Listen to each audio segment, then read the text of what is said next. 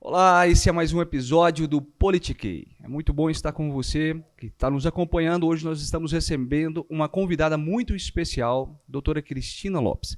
Ela que foi vereadora por 2 mandatos em Goiânia, também é fisioterapeuta, pré-candidata a deputada federal. Além de tudo isso, ocupou recentemente um cargo muito importante na Prefeitura de Goiânia, como secretária de Direitos Humanos e Políticas Participativas. Doutora, seja muito bem-vinda, então, a esse episódio. É um prazer recebê-la. Carlos, é um prazer estar aqui no Politiquei. Adorei o nome do podcast. Esse que hoje é um veículo de informação, é um veículo que gera conteúdo e nada melhor do que a gente falar da nossa política local, nossa política nacional, falar de gente, né? Isso que é o meu foco principal, é construir políticas para as pessoas. Muito bom ouvir isso, né? Nós estamos recebendo aqui, doutora, muitos convidados, né, políticos, pré-candidatos também agora para as eleições de 2022, e é notório, né, a gente às vezes perceber o perfil político de cada um deles, alguns bem extremistas, ou para a direita ou para a esquerda, outros mais equilibrados, né? Eu queria já começar então com essa pergunta, que eu vou entrar na sua história daqui a pouco, mas como que a senhora considera ser uma política de esquerda, centro, direita? O que significa política, doutora Cristina, para a senhora? Política, para mim, significa você transformar o dinheiro que é arrecadado, que as pessoas chamam de dinheiro público, e na verdade não é um dinheiro público, é um dinheiro de cada contribuinte, né? Sim. Você, eu, todas as pessoas contribuem para que esse dinheiro exista, e eu acredito na política que, através dessa arrecadação, transforma esse dinheiro em obras, políticas e ações públicas que atendam à necessidade da nossa população. Eu vejo, Carlos, essa retórica, essa radicalização muito pouco saudável. O que se espera de pessoas políticas é racionalidade, pessoas que de fato construam algo palpável, construam resposta para a nossa população, pessoas que respondam pelos seus erros e acertos. É isso que se espera de uma pessoa pública. Esse jogo, essa tensão, essa coisa midiática, né? Eu falar uma frase bonita, uma frase de efeito, uma frase para alguém me aplaudir, isso não é fazer política. Isso é fazer... Politicagem? Isso é fazer teatro, né? Essa pessoa deveria estar num palco e não num palanque.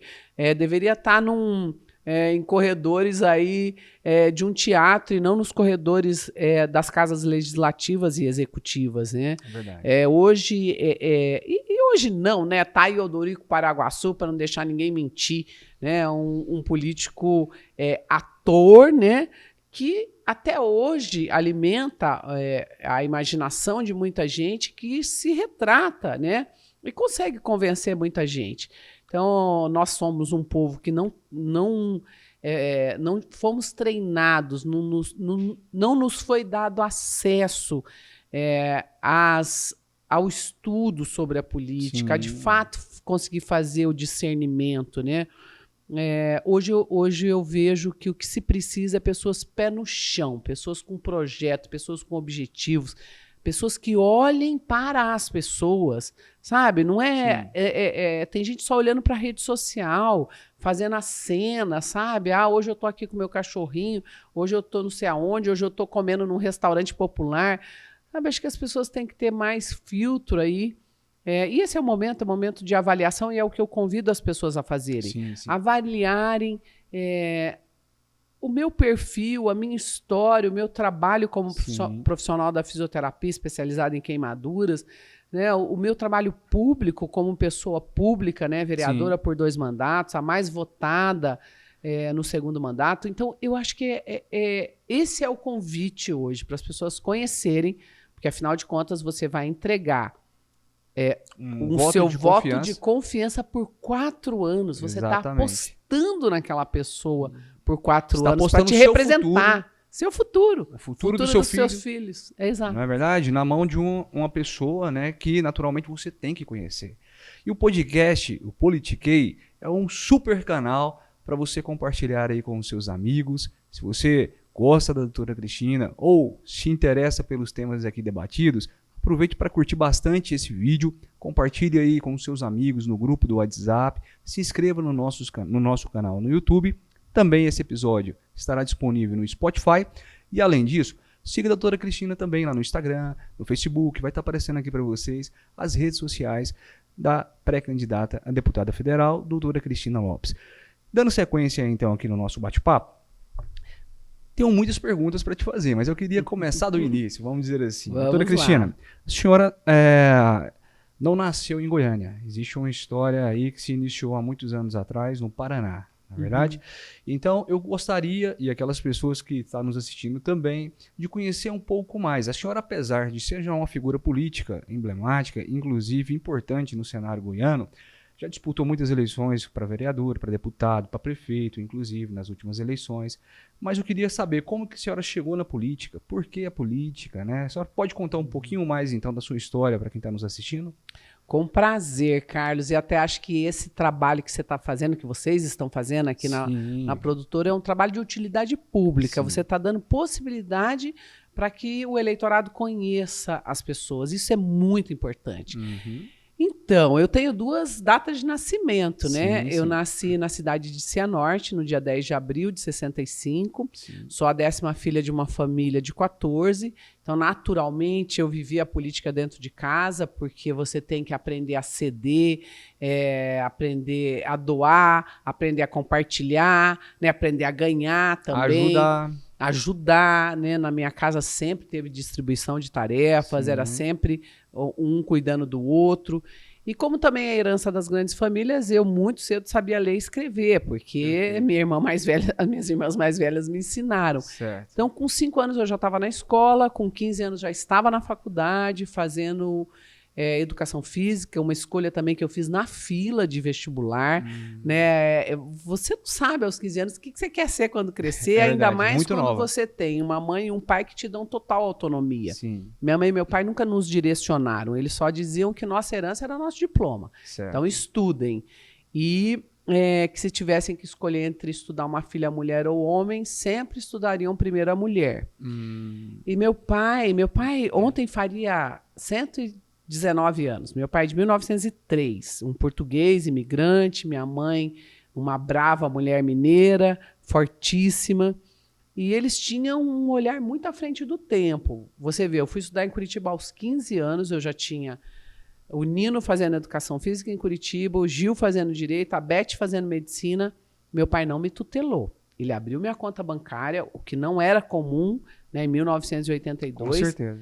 Ele abriu minha conta bancária, me deu o talão de cheque, minha filha, você vai receber o mesmo que seus irmãos. Se sobrar bom para você, se faltar, problema seu. Mas você é dona da sua vida. Administre então, você. Administra você.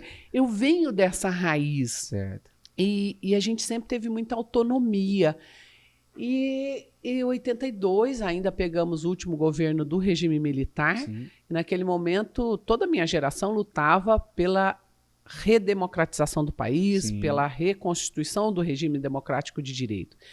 E foi natural também meu caminho, me tornei líder do movimento estudantil, líder da educação física para o Brasil, representando o estado do Paraná. Sim. E fui me envolvendo com esse movimento essa classe que depois chega no movimento das diretas já. Sim. E comecei a namorar um médico já formado. Vivi a maior tragédia que uma pessoa pode viver na vida, que foi a tentativa de homicídio usando álcool e fogo. E aí veio a sentença, né? Toda a equipe que me avaliou foi clara. Ela morre, não tem menor chance. É só uma questão de horas. É saber que hora que isso vai acontecer. A senhora teve a maior parte do corpo queimada, né? 85%. Numa época em que não se conseguia sobreviver. 85% com um percentual aí de 50 de terceiro grau, quer dizer, destruição total. E foi uma tragédia conhecida nacionalmente, né, doutora Cristina? Internacionalmente, né? Eu fiz vários programas na Áustria, nos Estados Unidos, na Alemanha. E isso me trouxe para Goiânia, porque aí um médico, o Dr. Márcio, amigo da minha irmã, o meu pata, Ele falou, olha, se há uma possibilidade é Goiânia. Isso, o crime foi 6 de fevereiro de 86, dia 10 de fevereiro de 86 eu desembarquei no Santa Genoveva, meu irmão ligou para o meu pai, minha mãe já tinha falecido, meu irmão falou, pai, é tudo particular, não tem a menor possibilidade aqui em Curitiba, e lá também a possibilidade é muito pequena, mas é a única que nos resta. Ele falou, leva para Goiânia. Na época não existia avião de UTI, né? Certo. UTI móvel. Você vinha, baixava 8 encostos de assentos, certo. E aí eles encaixavam a maca. Você vinha próxima àquelas luzinhas de sinalização, sim, né? Sim. E veio o Diniz, o Gil, comigo, e o médico, o Dr. Márcio veio. Os 2 irmãos e o médico. Os 2 irmãos e o médico, que o irmão dele, o Milton, e a cunhada, a Martinha, né? Marta Maria Cansado, me receberam no aeroporto. Eu vim de avião de carreira Curitiba, São Paulo, Brasília. Brasília a gente veio de táxi aéreo. Chegamos aqui, pleno carnaval, e o médico, depois de me examinar longamente, perguntou, o que você queria fazer? O que você quer fazer? Falei, eu quero ir para esse carnaval aí da praça, que eu tô escutando samba. Aí ele falou, não, carnaval é impossível, mas eu vou ligar a TV. Aquelas TVs que você punha bombril na antena, certo, né, batia no chão para ver se ela sim. melhorava. E aí eu sei que eu vendo o desfile do Carnaval do Rio, e aí comecei a ouvir uns gritos, sabe? Falei, nossa, é meu irmão. Aí a enfermeira, não é seu irmão, não. E aumentava a televisão, sabe? E aí depois, claro, de muito tempo, eles me disseram que o médico me examinou. Foi o Dr. Luiz Alberto, que é anestesista, o Dr. Nelson Pico. Sim. E aí falaram para os meus irmãos, olha, eu sinto muito a nossa insistência em que ela poderia ter alguma chance aqui em Goiânia, mas ela não tem chance nenhuma. Meu Deus. Vocês trouxeram um caixão e vão levar uma maca.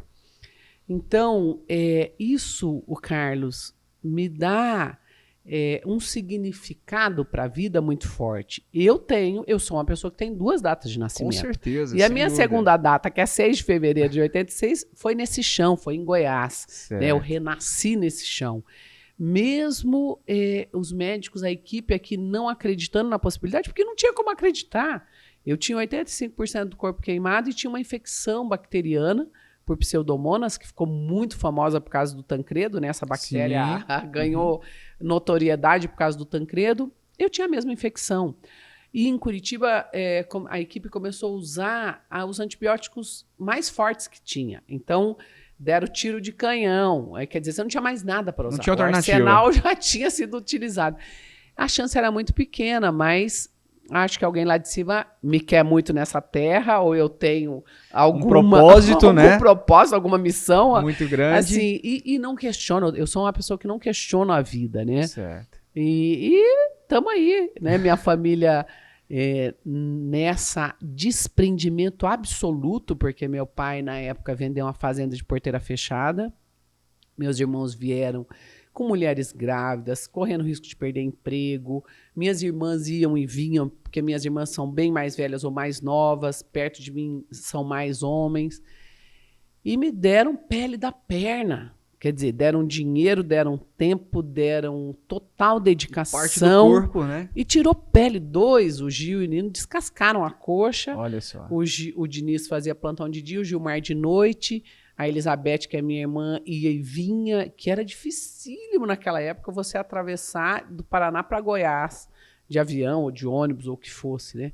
Não era tão fácil como hoje. É verdade. Então, eu sou filha dessa terra, sou filha desse chão. Literalmente renasceu em Goiânia. Renasci. Né? Foi realmente uma história comovente em primeiro lugar, né? A gente ouve nos arrepiando toda hora, né? Se arrepiando.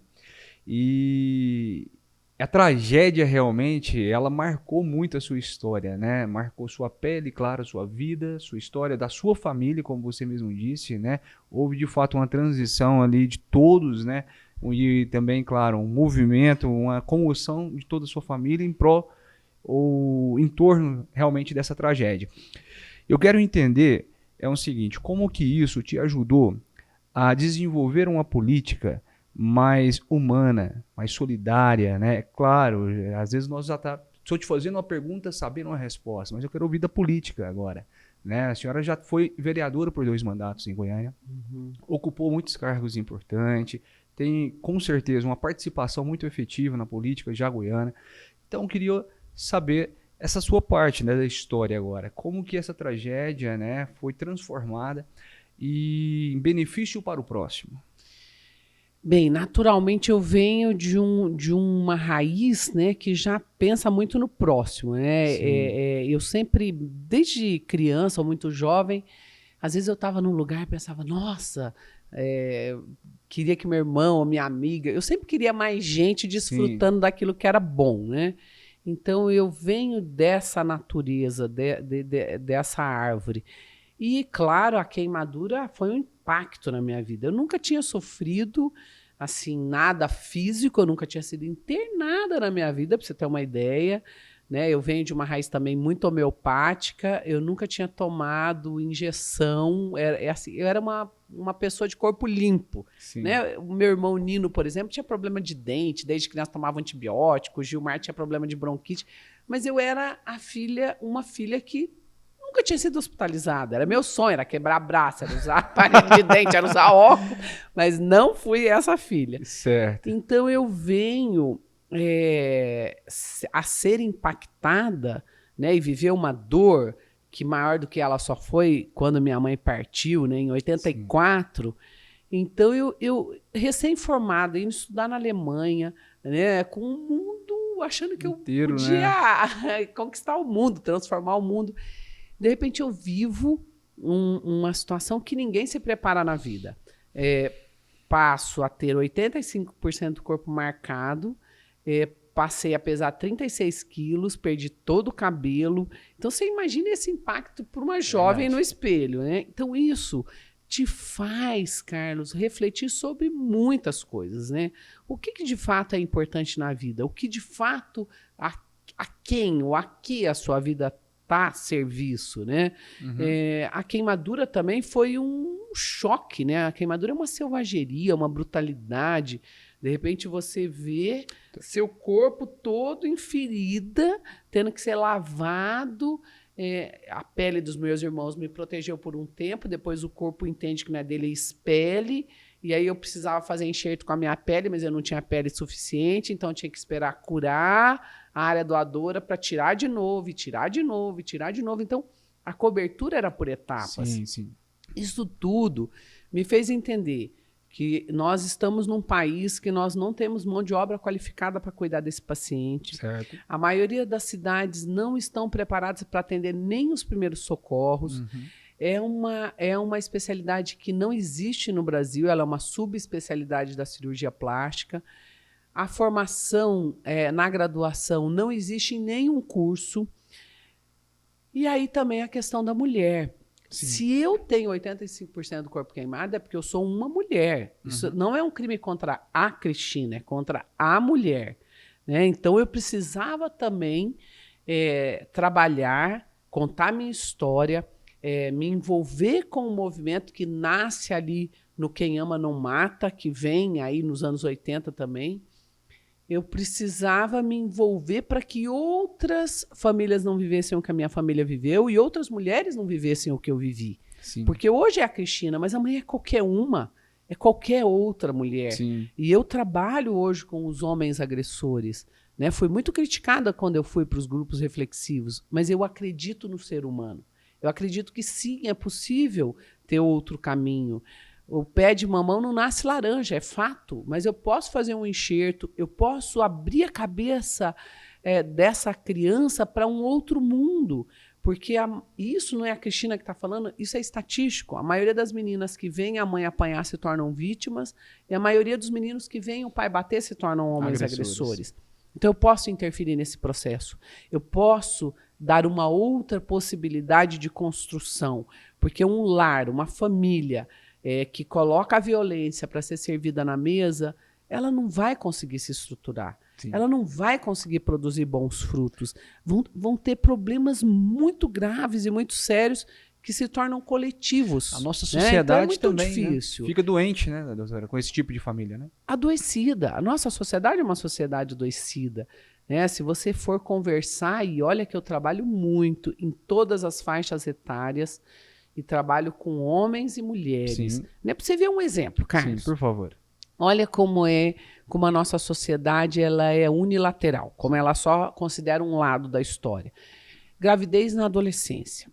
É muito comum. Sim. Vários colégios que eu vou fazer palestra. Semana passada eu fui a Olhos d'Água conversar com crianças pequenas. Sim. E as pessoas, nossa, mas eles não vão ficar chocados de falar que seu namorado te botou fogo? Não, essas crianças sabem muito da vida. Elas sabem muito, elas querem ouvir a sua história. E aí eu vou nos adolescentes. Aí eu pergunto, quem aqui já engravidou? Muitos levantam a mão. Muitos meninos e muitas meninas. Quem conversou com as meninas? Todo mundo conversou com as meninas. A professora, a diretora, o psicólogo, o padre, o pastor, a pastora, a líder de comunidade. Todo mundo conversa com a menina. Quem conversou com o menino? Ninguém, Carlos. Olha como a nossa sociedade é hipócrita. Sim. Esta menina, ela vai ficar grávida por 9 meses. 9 meses. Este menino, ele pode fazer um filho a cada noite dos 9 meses. É verdade. Ninguém fala com ele. É verdade. Ninguém fala com ele. Então, nós precisamos entender que processo é esse. Né? Não há como... Para se gerar uma criança, você precisa da presença do homem e da mulher, do menino e da menina. Uhum. Então, nós precisamos preparar melhor os nossos jovens. Nós estamos preparando de maneira unilateral, de maneira incompleta. E isso não pode gerar, né, pessoas que de fato façam esse país se desenvolver. Né? A educação é a chave, é base. Mas eu trabalho dentro desse processo do jeito que eu alcanço. Com certeza. Doutora, vamos falar um pouco então, agora entrando já no aspecto mais político, né, a respeito da sua atuação como parlamentar. A senhora esteve à frente ali da Câmara dos Vereadores, foi a vereadora mais bem votada no seu segundo mandato, quando eleita. A senhora poderia fazer então um balanço, né, dessa vida parlamentar que a senhora teve dentro da Câmara de Goiânia? Posso e com prazer, Carlos, porque eu vejo, e hoje eu participo de várias formações, preparando pessoas para entrarem no mundo político, se candidatarem, apoiarem candidaturas, eu acho isso fundamental. Uhum. Se você não se interessa por política, alguém se interessa e vai mandar em todo mundo. Então, o buraco na sua rua, a luz no poste, a equipe de saúde na unidade, o professor na escola, depende de você também. Né? Você é parte desse processo, desse todo. Depende do seu voto, do seu dinheiro, inclusive, né, doutor? Exatamente. E aí, nesse processo, eu falo muito na formação, sabe? Façam um levantamento das leis do seu município, se você for candidata ao legislativo, ou dos projetos que estão correndo no executivo. Porque eu não fiz lá em 2012, quando eu fui eleita, 2011, né? E eu tinha um monte de projetos. Qual não foi meu susto quando eu entrei naquela casa de saber que a maioria já eram leis consolidadas no município de Goiânia, que não funcionam. O Brasil é um país de um arcabouço legal, legislativo fenomenal, só que elas não funcionam.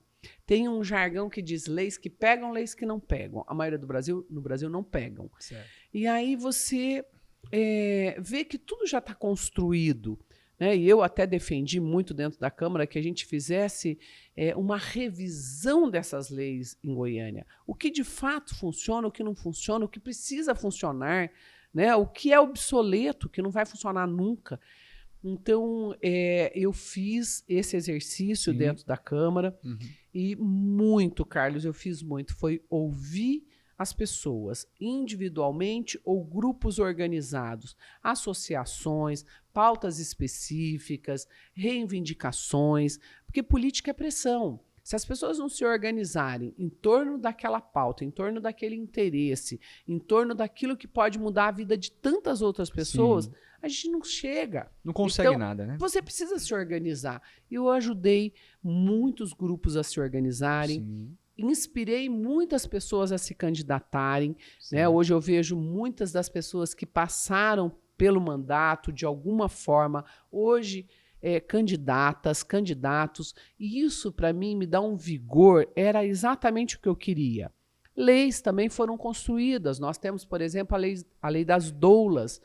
Eu nasci de parto natural, nasci por mãos de parteira, né? Então eu venho de uma raiz que respeita o parto normal, que considera o parto normal como de fato natural.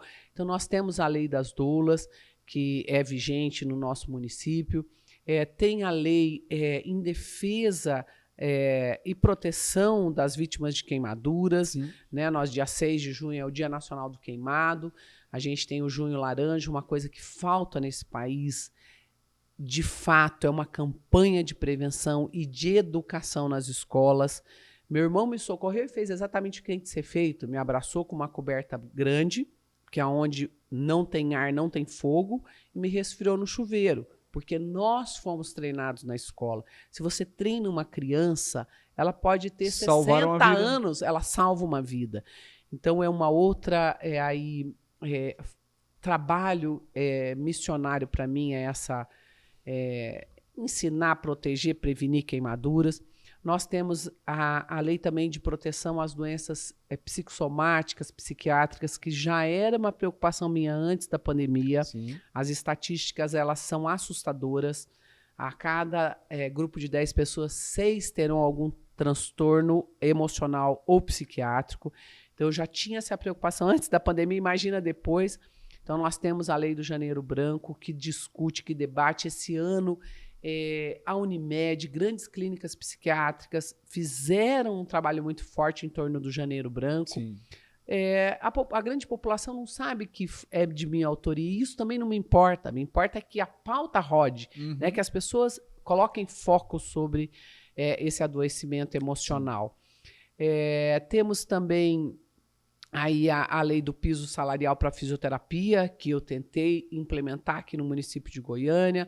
Fisioterapeuta 24 horas na UTI, que também já era uma preocupação minha antes da pandemia. A pandemia mostrou o quanto a profissão de fisioterapia é importante na equipe, o quanto estar num serviço 24 horas é importante, especialmente serviço que tem intensivismo, né, que tem UTI. Então, são pautas que a gente trabalhou muito, mas especialmente, Carlos, eu atendi as pessoas. E isso não tem preço. Tanta gente fala para mim, ai, você é uma pessoa tão acessível, tão humilde, porque as pessoas veem esse distanciamento da política. Sim. A pessoa elege, ela fecha o vidro do carro, ela já não te cumprimenta. Você vê, no meu condomínio, gente me falou assim, nossa, você foi eleito e continuou igual. Você abre o vidro, dá boa noite, deseja bom plantão. Tem gente aqui que elege, né? Não abre nem o vidro mais. Eu falei, ué, mas aí... Então, para mim... Foi um gabinete realmente, podemos chamar, aberto, totalmente aberto, acessível. Né? E um gabinete do povo, né, doutora? E de atender as pessoas, olhar no olho das pessoas. Isso... às vezes vale mais do que uma ação, é você dar acolhimento, é você ouvir, dizer, ó, eu estou aqui, você votou ou não votou em mim, isso também para mim nunca foi balizamento. Certo.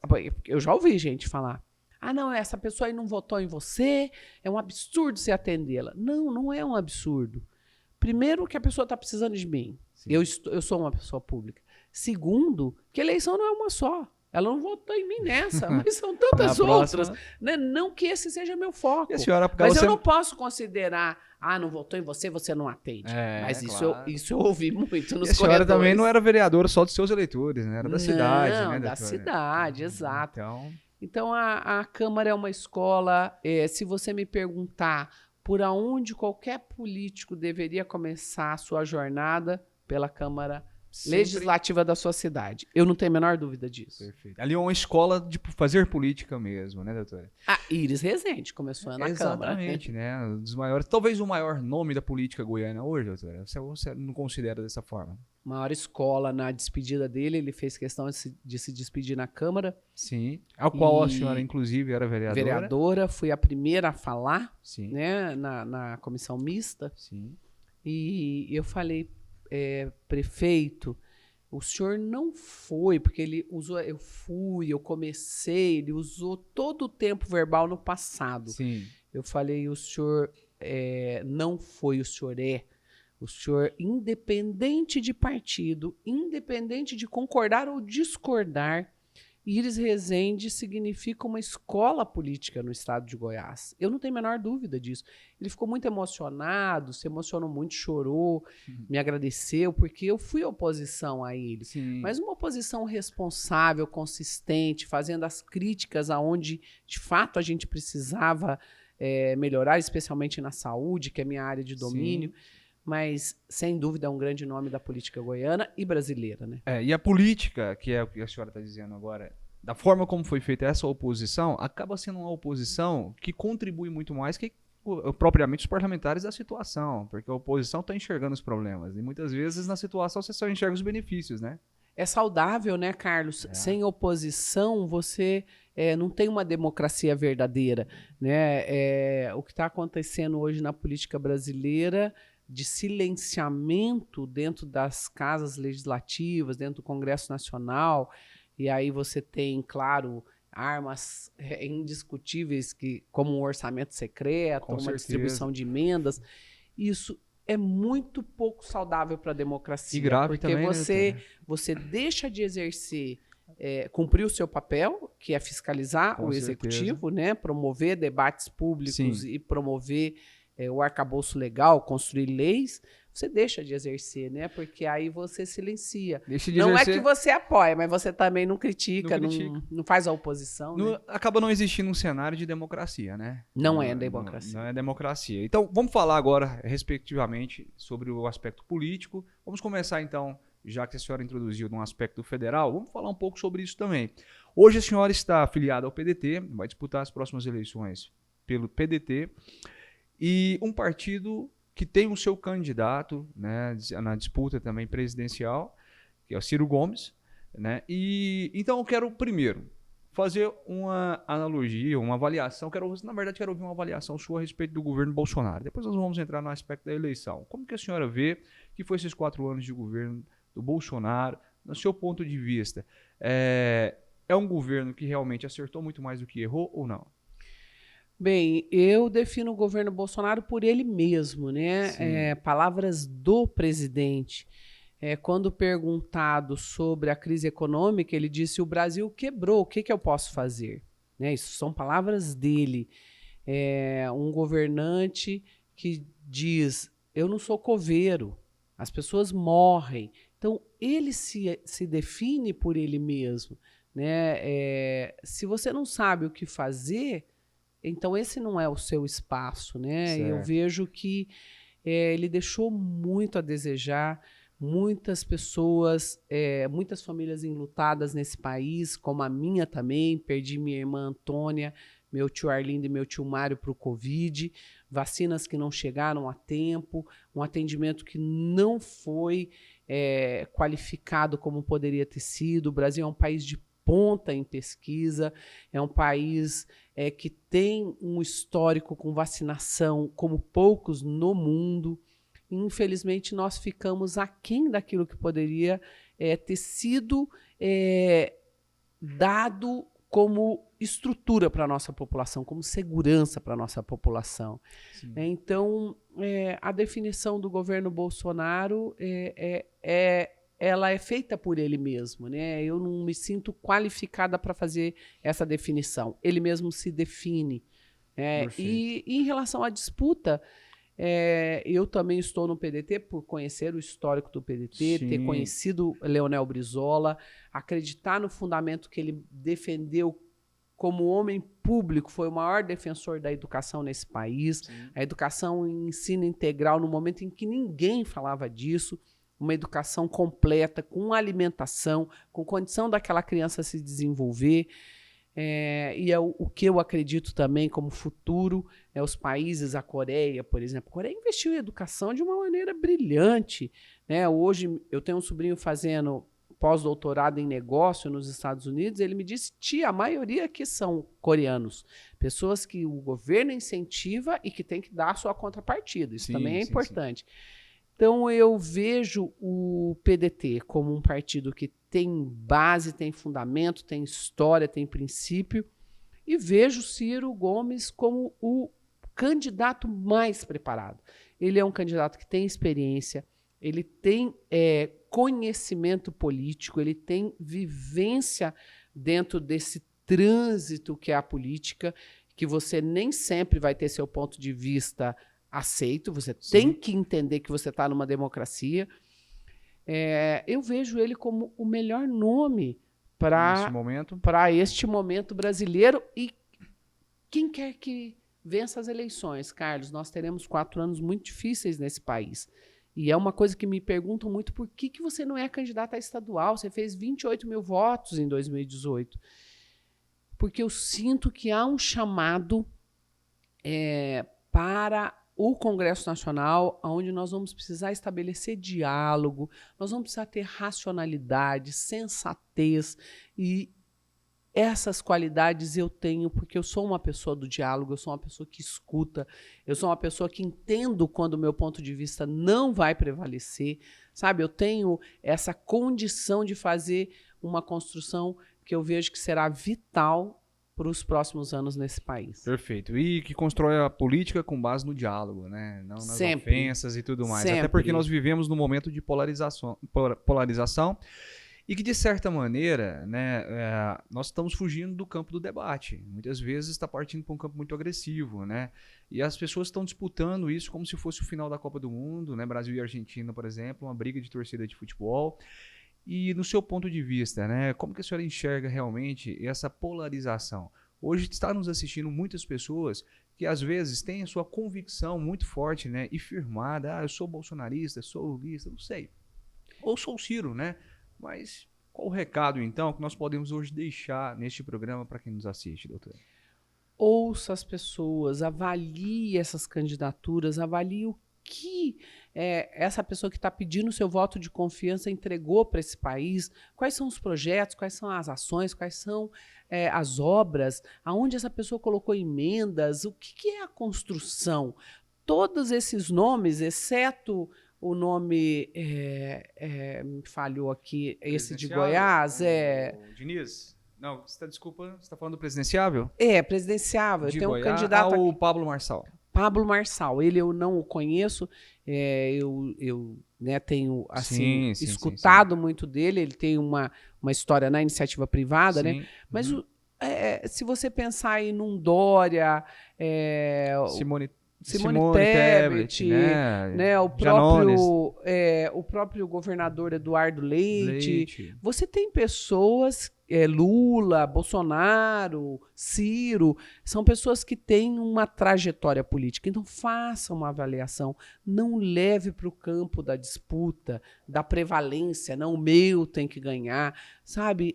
Nós estamos num momento muito difícil da política brasileira, aonde a autoafirmação é mais importante que a razão, aonde o meu candidato é mais importante do que o coletivo, né? Então a gente precisa reduzir as tensões e usar mais a razão, né? Eu não quero um candidato forte, eu quero um candidato que tenha racionalidade, que tenha projeto, que reconstrua a nossa economia, que reconstrua o nosso sistema de saúde e de educação, que se mostraram falhos durante a pandemia. Eu preciso de gente que promova acolhimento e política pública de unificação dessas diferenças e não aumento das tensões. Eu não quero aumentar a tensão, eu quero aumentar a aproximação. Por isso que a minha política ela é feita no que me conecta a você, porque alguma coisa vai me conectar a você, Carlos. Eu não acredito no distanciamento total, né? Então eu não quero distanciar das pessoas, eu quero me aproximar das pessoas, porque através dessa aproximação eu posso entender o que aquelas pessoas esperam de mim e de fato implementar o que se espera, né? E é normal e salutar que as pessoas também pensam diferente da gente, né? Natural. E isso faz parte do progresso, né? Já dizia a Revolução Francesa, né? Vive la diferença, né? A gente precisa da diferença. Exatamente. Se fosse todo mundo igual, né? Realmente... Se todo mundo gostasse de um carro só, de uma cor só, de um time só, acabou a graça. Talvez o que precisamos entender nesse momento é que nosso time é o Brasil. Nós precisamos, de fato, apostar num projeto vitorioso para o Brasil. De nação. Né? Onde onde todos nós juntos vamos ganhar com isso. Exatamente. Né? E se perder, todos nós juntos vamos perder com isso. Isso é importante realmente, a mensagem que o senhor está deixando nesse momento é essa. Isso é importante realmente que todos nós tenhamos essa convicção. Né? O nosso time é o Brasil, nós temos que hoje estudar realmente projetos, estudar histórico dos candidatos. Politiquês existe com essa proposta, né, de aproximar o público aqui dos nossos pré-candidatos estaduais, federais, o governo do estado de Goiás, senadores, que muitos já participaram. Então, a proposta, quando a senhora disse, né, o Politiquês hoje é uma utilidade pública. Acreditamos muito nisso, desde o início, né, esse foi o nosso intuito, doutora. Mas dando sequência aqui nessa questão, a senhora estava indo agora para umas eleições, disputando um cargo numa casa realmente cheia de polêmicas hoje, né, muitas polêmicas. Uma delas, a senhora já citou, que é o orçamento secreto, né? Nós temos um orçamento aí para esse ano de 15,9 bilhões, se eu não estou enganado, aí para orçamento secreto. Isso só para um tipo de emenda. Nós não estamos falando da emenda impositiva, só orçamento secreto. Então, como que a senhora enxerga realmente, né, esse cenário ao qual a senhora hoje está disputando uma vaga e o que nós podemos esperar da então deputada federal, doutora Cristina Lopes, sendo assim eleita, é claro, agora em outubro, né, diante de todo esse cenário de conflito com o STF, né, de um Congresso realmente rendido aos orçamentos do governo. Qual que é o papel da doutora Cristina como deputada, caso seja eleita?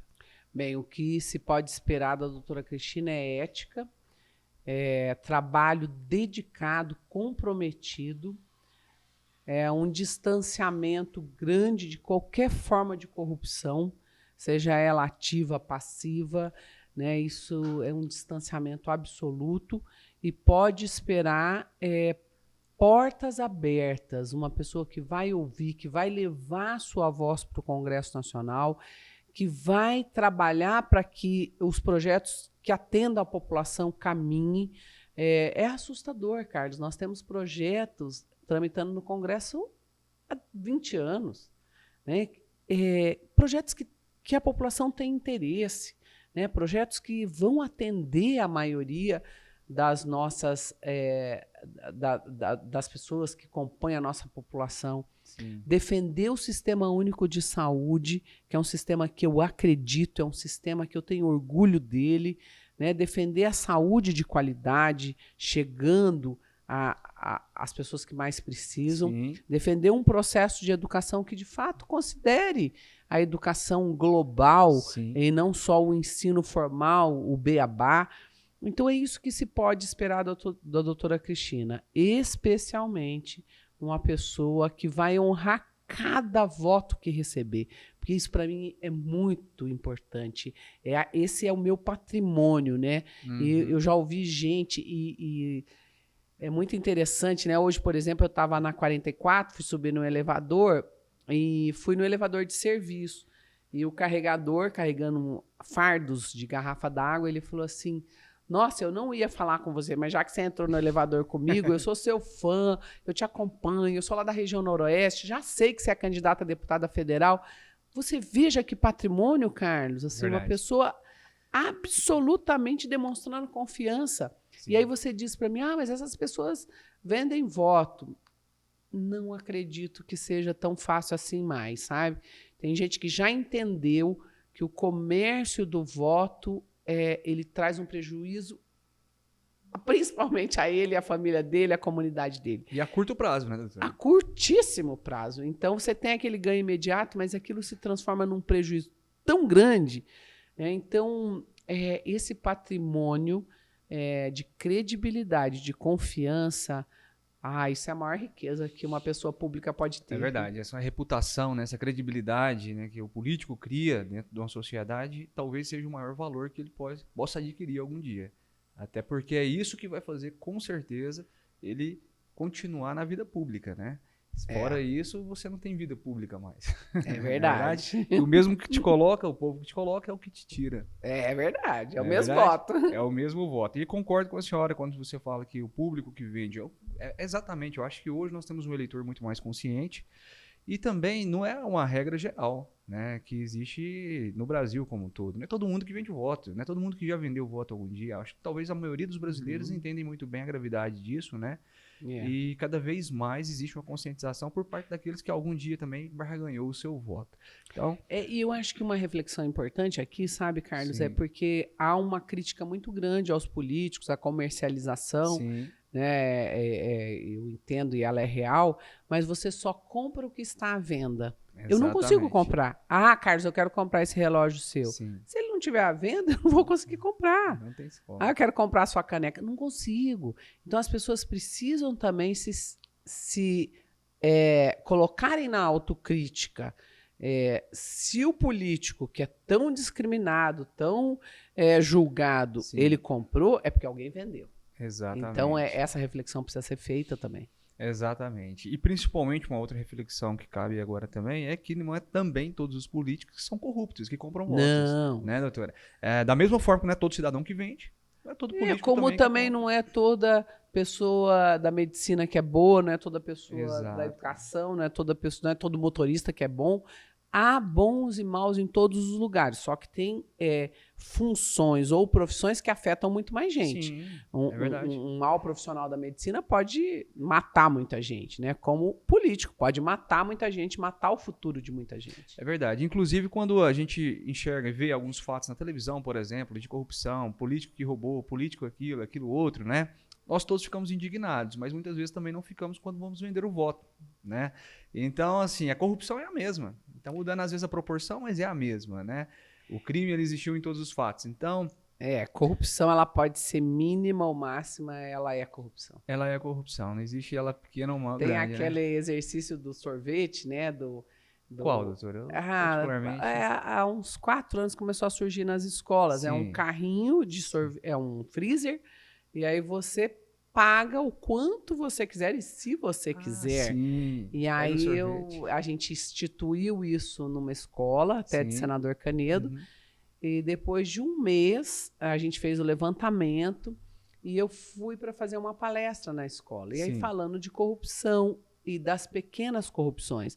Porque a pessoa vê a corrupção como um desvio de altos valores. Sim. Mas não, o picolé que você deixou de pagar, que seja 10 centavos, também é uma forma de corrupção. É verdade. Né? O guarda que você tentou subornar no trânsito.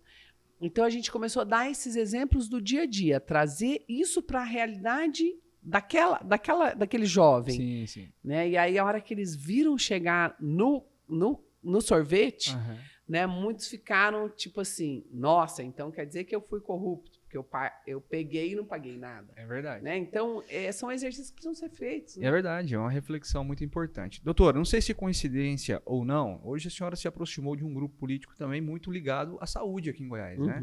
PDT, o seu hoje presidente regional, doutor Jorge Moraes, né? Também tem uma deputada, talvez uma das mais bem votadas aí também, como mulher, talvez a mais bem votada do estado. Sim, foi. Não é verdade? E isso não só na última, mas nas eleições anteriores também foi muito bem votada, que é a Flávia Moraes, né? Como que a senhora vê, então, essa parceria que está sendo construída, né? Como que começou a ser construída isso?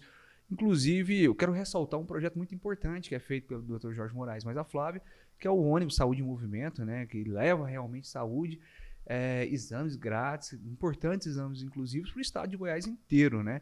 Como está sendo construída essa parceria? Já é uma parceria que vem sendo construída há muito tempo. Conta mais um pouco sobre isso. Essa parceria ela começou a ser construída em 2018, houve uma aproximação muito grande para eu ser candidata a prefeita pelo PDT, não se concretizou naquele momento, mas eu tenho uma admiração muito forte pelo trabalho que eles desenvolvem. Essa saúde em movimento, ela movimenta muitas cidades, então aqueles locais muitas vezes esquecidos pela iniciativa privada, pelo poder público, eles chegam lá com essa caravana, eles chegam lá com essa assistência de saúde de extrema qualidade, são exames de altíssimo qualidade diagnóstica. Então, você imagina, uma gestante, né, você vê uma ultrassonografia do seu bebê, ou você com algum problema e ter um exame de ultrassonografia da bexiga, ou endovaginal, ou da próstata. Isso Carlos, é uma entrega tão forte para uma pessoa num momento de dificuldade. Eu já fui paciente, sou da área da saúde, eu sei o quão valioso essa assistência, esse socorro, né? Então, é um casal que eu admiro muito. Trabalham muito, muito. Eles vivem na estrada. Domingo a domingo. A caravana abre 6 da manhã, começa com uma oração ecumênica e já a distribuição de fichas. Eu já acompanhei. Eles vão me entregar uma possibilidade de fazer uma caravana aqui em Goiânia no dia 3. Muito bom. A gente faz aqui no Jardim América. Vai ser feito em parceria com a doutora Cristina no Jardim América. Exatamente. É uma possibilidade de levar essa saúde, essa assistência para as pessoas. E eu reconheço o trabalho que a Flávia vem desempenhando no Congresso Nacional, na Câmara de Deputados. Vejo o futuro dela como brilhante. A Flávia pode ser senadora pelo estado de Goiás, pode ser governadora. Há uma estrada pavimentada com muito trabalho, muita dedicação, né, muita seriedade. E é isso que nós esperamos de pessoas políticas, pessoas públicas, né? Dr. George, também pré-candidato a deputado estadual, tem grandes contribuições a dar no estado, para além dessa que ele já vem entregando. E nós temos também o Dr. Rui Gilberto. Dr. Rui é o presidente do PDT metropolitano, médico, obstetra, ginecologista, tem um trabalho profissional brilhante e um exercício político público muito coletivo. Também é uma pessoa que pensa nas pessoas. Sim, então, sim. Estar nesse partido aí com a juventude, o Laércio, o Tillerson, para mim... de uma grandeza imensa. Me trouxe muito conforto, sabe? O Giovanni Bueno, que está com a gente aí no movimento de apoio ao Ciro Gomes, tem me inspirado muito. Eu estou muito feliz de estar no PDT, de estar no 12 e poder fazer essa entrega, ou pelo menos essa proposta de candidaturas de um grupo tão qualificado. Sim, e uma parceria que vem sendo construída também com 2 nomes femininos importantes aqui no Ceará. Já pensou? Uma bancada de 2 mulheres? É verdade. E no meu ponto de vista, né, talvez isso também é um grande plus do negócio, né? Essa representatividade, ela é importante, ela é necessária. E me recordo que no início da conversa agora você relatou um fato, né, onde seu pai já fez uma política ali de representatividade muito boa, né? Não, se eu tiver que escolher alguém para fazer um curso, então, superior, vai ser primeiro as mulheres, depois os homens, né? Ele tinha muita preocupação da gente ficar casado e depender financeiramente. Certo. Ficar por sabe, eu não tenho como me sustentar, não tenho como sustentar meus filhos. Ele falava, a filha minha vai ganhar igual ou mais que o marido. Olha só, e que bacana mesmo essa visão, né? Desde a sua formação. E eu acho muito importante, claro, né? Todos os setores, principalmente, mas não só setores, mas eu acho que essas classes têm que ser muito bem representadas. O Congresso hoje, a senhora vê a política como machista neste momento? Né? Nós temos, claro, em grandes proporções, em todos os cenários, né? E as esferas também, claro, uma representatividade muito maior do gênero masculino, né? E então, a senhora vê dessa forma ou não? Política hoje é machista? A política brasileira ela é unilateral, né? É uma única cabeça, um único gênero pensando para o todo. Então isso não vai dar certo, Carlos. É um desequilíbrio. E quando eu falo das candidaturas femininas, eu não estou querendo ser mais ou ser melhor. É ter equilíbrio. Como que uma casa legislativa com 35 vagas, 30 homens e 5 mulheres, um legislativo do Estado, 41 vagas, 39 homens e 2 mulheres, como isso pode construir política para a maioria das pessoas? Não vai construir. Não vai. Eu dou um exemplo que eu vou explicar de maneira muito rápida. Era um projeto que obrigava a instalar cabide para bolsa de mulheres em banheiro feminino. Foi uma piada dentro da Câmara. Que absurdo, faltando vaga em CIMEI, em UTI, o cara preocupado com cabide em banheiro de mulher. Falei, vou discutir isso aí. Vamos lá, vamos fazer de conta que todo mundo aqui é mulher. Você tem uma criança e você vai para um shopping. Aí você tem a criança, a bolsa da criança, sua bolsa e compra alguma coisa no shopping. Aí você tem a criança, a bolsa da criança, sua bolsa e uma sacola e você vai ao banheiro. É verdade. Mulher, culturalmente, não senta em tampa de vaso. Eu aprendi isso quando eu saí de casa. Sim.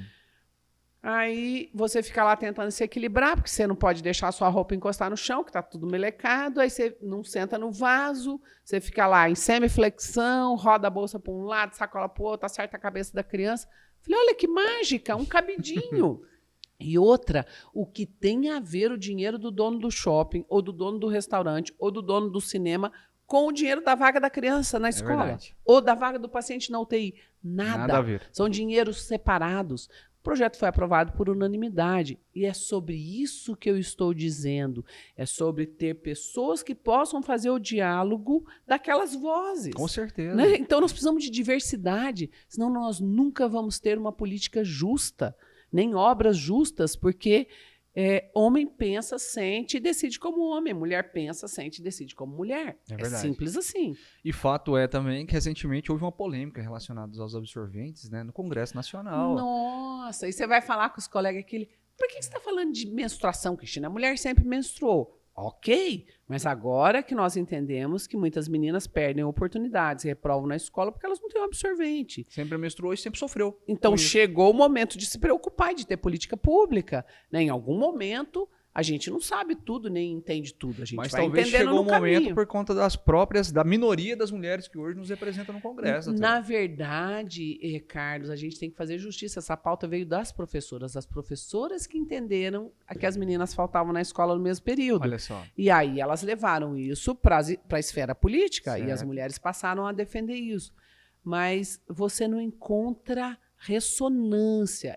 Olha, passei 8 anos na Câmara, eu tenho um excelente relacionamento com todos os meus colegas, Sim. eu tenho um excelente convívio, consegui estabelecer uma boa discussão, um bom debate, bons resultados do debate. E o respeito entre todos, né? Com muito respeito. Mas nós precisamos, de fato, fazer a reflexão, né? E entender, vocês são minoria porque a culpa é de vocês. Não adianta penalizar a mulher mais uma vez. Nós temos poucas oportunidades de candidatura, são poucas mulheres dirigentes partidárias. Na propaganda eleitoral gratuita, a propaganda do homem aparece 30 vezes, a sua aparece uma. Sim. O dinheiro do fundo... É mal distribuído. Mal distribuído. Então, você não consegue alcançar. É verdade. Né? Você não tem incentivo. As oportunidades não são as mesmas. Não tem são como. as mesmas. É o que eu falo, é uma corrida de 10 quilômetros. O homem sai 8 na frente, ué, eu tenho que ser... Pé de vento para chegar. O que é isso? Concordo e faço das suas as minhas palavras. Eu voto em defesa das mulheres. E eu tenho escutado muitos homens, me dizerem, não voto mais em homem, só vou votar em mulher. Sim. Se o cargo não tiver mulher candidata, eu não vou votar. Eu tenho escutado muita gente falar isso. Essa sensibilidade ela é realmente muito importante. Eu acho que nós homens, né, muitas vezes, estamos nos atentando para esses detalhes também. Muitas vezes, quando cansamos, né, de jogar voto fora, que na verdade não é jogar voto fora. Volto a dizer, o voto é importante com consciência.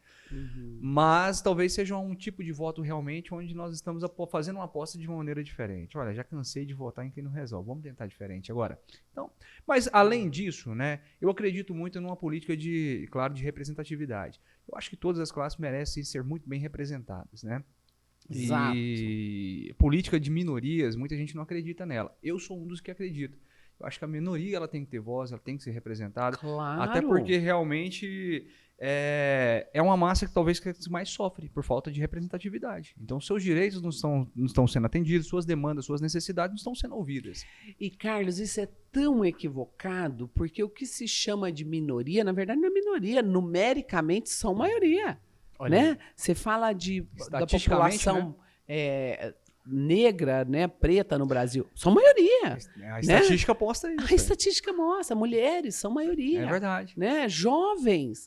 Hoje a inversão grande aí, mas é uma política de conveniência. Não tem essas vozes. Não né? tem. Então, às vezes você usa determinados termos para diminuir aquela pauta, assim, colocar ela na superficialidade, sabe? Sim. É muito perigoso, né? É verdade. É complicado. A política é complicada. Doutora, mas é bonita. É verdade. Apesar do nosso papo muito interessante, nosso tempo está chegando ao fim, mas eu não poderia deixar de destacar alguns pontos relevantes. Primeiro, vamos falar de um cenário regional. Nós temos aqui alguns nomes importantes na disputa pelo governo do Estado. Né? Major Vitor Hugo representando o PL, partido do Bolsonaro, e o Bolsonaro dentro de Goiás.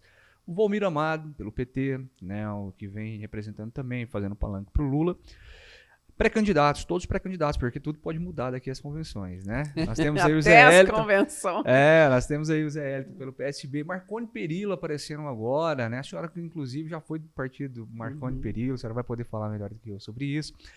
Ronaldo Caiado, a reeleição, PDT, e o Mendanha, claro, também aí jogando pesado também em cima disso. Mas a senhora, como que a senhora está avaliando esse cenário? O PDT está fechado ali com o Ronaldo Caiado ou não?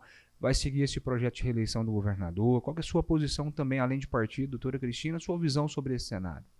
Bem, o PDT está apoiando a reeleição do governador, né? Está na base de apoio aí à reeleição.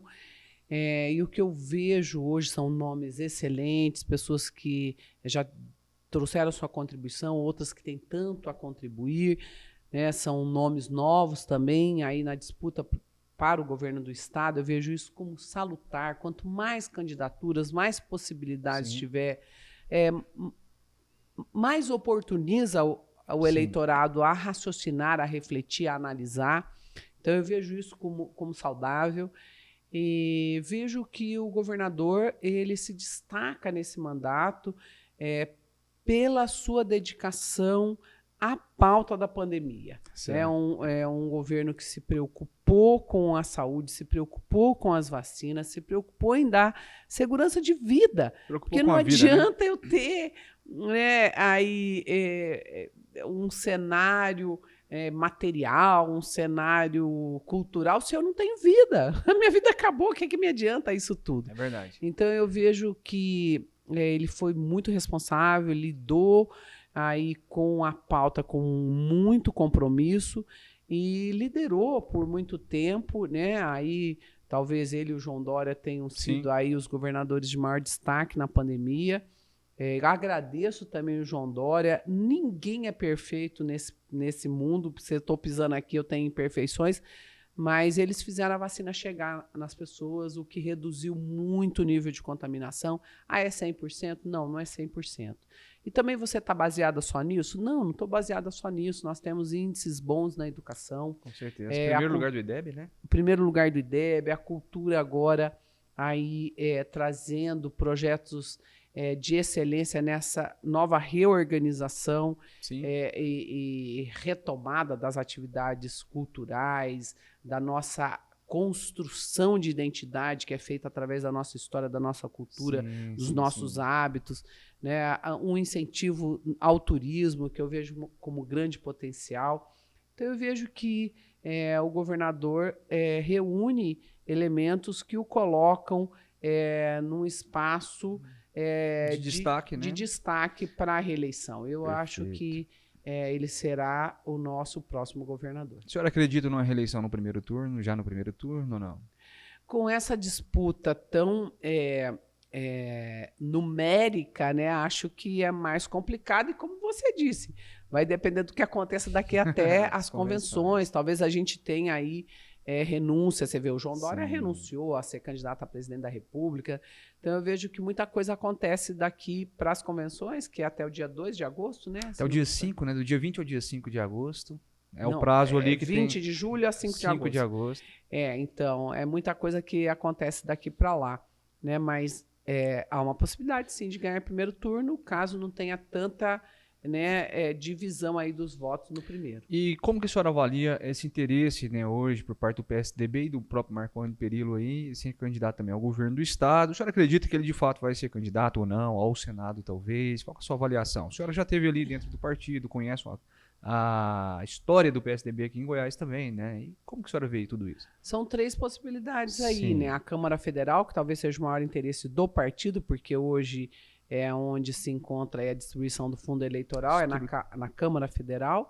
O Senado, né, que ele já esteve no Senado, e o governo estadual, acho que ele tem aí condições de disputar qualquer uma das vagas, né?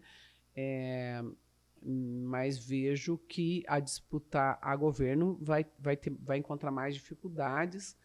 E a Senado também, nós temos tantos candidatos a Senado também, nunca tinha visto tantos, verdade, né? Inusitado, né? A história agora de candidaturas avulsas, né? A pena é que a gente não tem nenhuma potencial candidata mulher, né? É verdade. Nós temos vários candidatos aí ao Senado, então uma disputa mais acirrada também, mais distribuída. Eu vejo como uma segurança, se é isso, né, que o ex-governador busca, é a Câmara Federal. Seria talvez o caminho mais natural, né? A percorrer, né? Sem muito esforço ali para... Mas tudo bem. Doutora, foi um prazer estar contigo aqui, fazendo essa gravação desse episódio, um episódio muito construtivo no meu ponto de vista. Espero que todos vocês que nos assistiram até agora tenham gostado muito dos temas aqui debatidos. Não esqueça de se inscrever aqui no nosso canal no YouTube, compartilhar esse vídeo lá no grupo da família, com os amigos. Compartilhe bastante, vamos falar sobre política, vamos apresentar mais um perfil de uma pré-candidata a deputada federal aqui pelo nosso querido estado de Goiás. Quero então te deixar agora à vontade para falar diretamente ali com o nosso público. A senhora não pode pedir o voto, mas pode pedir o apoio de quem nos assiste, né? Então, fique à vontade para se despedir aí de quem está nos assistindo, doutora. Quero te agradecer, Carlos, agradecer a toda a equipe. Sim. Foi um prazer estar aqui. Foi realmente muito rápido. Sim. Quero parabenizar pela escolha do nome, Politiquei. Sim. Como eu disse, é uma possibilidade, é uma utilidade pública nesse momento. E eu deixo aqui o meu convite. Eu quero que você me conheça, conheça meu trabalho, conheça a minha história, conheça a minha dedicação profissional. Me avalie, é esse o convite que eu faço. Avalie a nossa disposição a essa candidatura à Câmara Federal, né, numa disputa extremamente complexa, porque tem que alcançar o Estado inteiro, uma estrutura financeira difícil, um combustível caríssimo para você rodar o Estado. Então, há muitas dificuldades, mas eu estou fazendo essa campanha, essa pré-campanha, né, essa arrecadação prévia. Nós já começamos a arrecadação com uma grande feijoada, com Nós é Nós cantando, e é isso que eu quero, né, que as pessoas deem licença para a alegria, para o amor, para a harmonia. Nós precisamos reconstruir a afetividade no nosso país, essa conexão, que é uma marca do povo brasileiro, né? Eu quero um povo conectado, um povo feliz, um povo que ame o seu chão e faça pelo seu chão. Então fica aí o nosso convite. Venha nos conhecer, nossas redes sociais estão aí disponíveis. Se você gostou, compartilhe, chame os amigos. Enfim, eu espero ter de alguma forma contribuído e espero sempre contribuir com esse chão que me deu a possibilidade de renascer em vida. E isso não há nada que pague, né? Essa grande chance que eu estou tendo. É verdade, é verdade. E da minha parte, eu fico muito feliz mesmo aqui em conhecer um pouco mais, até porque eu já conhecia muito sua história, sua atuação parlamentar, né? E fico feliz em conhecer um pouco mais, então, desse trajeto político que vem sendo construído, né, ao longo do tempo, e principalmente com o seu jeito de fazer política, através do exemplo, através realmente aí, de um espelho, né? E então, muito obrigado mesmo mais uma vez pela sua participação. Quero agradecer imensamente a você que está nos acompanhando até agora. Muitíssimo obrigado pela sua audiência. E não esqueça, compartilhe bastante, curta esse vídeo, se inscreva em nosso canal. Vai lá, siga a doutora Cristina também no seu Instagram, Facebook, nas suas redes sociais. E fique muito atento aos próximos episódios. Foi um prazer estar com vocês mais uma vez. Até a próxima.